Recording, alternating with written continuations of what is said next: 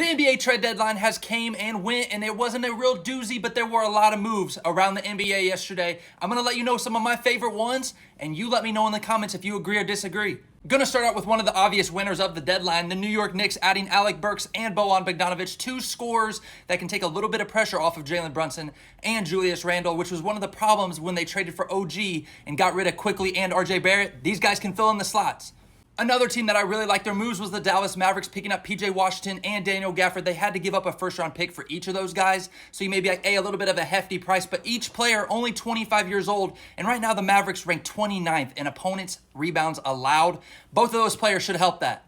The Thunder make a move and trade for Gordon Hayward, which is going to give them a good veteran presence in the locker room. When you really think of this Thunder team, who's their oldest player?